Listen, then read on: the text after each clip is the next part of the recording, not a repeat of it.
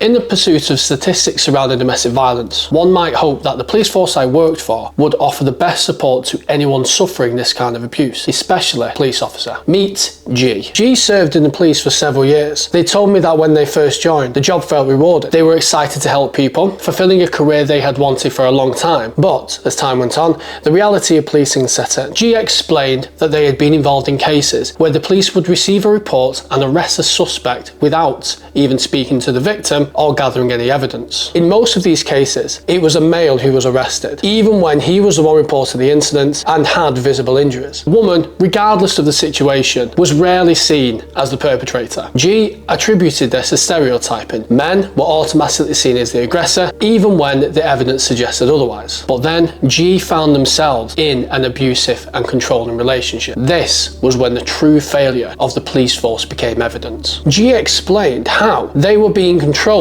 by their partner. They wouldn't do anything to upset them, feeling trapped by financial dependence due to living together. G couldn't afford to live in her home off her wage alone. As being part of a police officer, there's a requirement to declare when entering into a new relationship, as the partner must be vetted. G asked for their partner's consent to do this, but the partner became upset and refused. G was faced with a difficult decision: comply with the employer's request or risk angering the person that they lived with. In an act of survival, G chose the safer option. They lied to the police about their partner, knowing the consequences if they didn't. G was frequently late for work, covering up for their abuser, understanding the potential repercussions of non-compliance. This is the nature of living under coercive control. It's not about protecting the abuser, it's about survival. Over the following weeks, G began disclosing the abuse to colleagues and management. As a result, their partner was arrested by another force in another county. G's abuser was released on bail, and G was left homeless, couch surfing with friends. G didn't make a formal complaint, as this was a very complicated issue. Fear, control, and normalization of abuse all played a part. You would think that the force that claimed to support victims of domestic abuse would understand this, that they would acknowledge how G's struggles at work were directly linked to the abuse they were enduring. But nothing could be further from the truth. G was told that the force would support them from an employment standpoint, but they weren't seen as a victim. They were seen as someone to manage, and then it all changed. G was investigated and served papers for gross misconduct under the guise of honesty and integrity. G,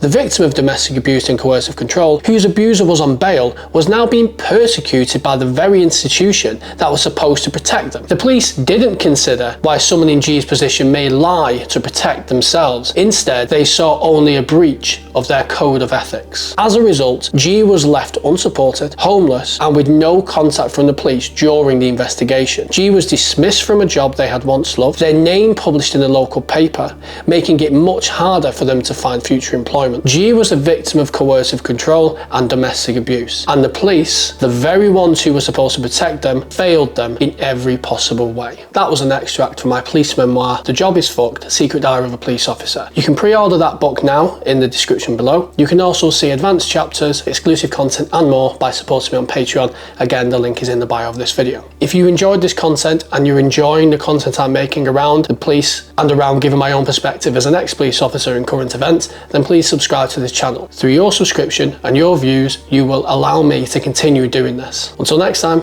see you later.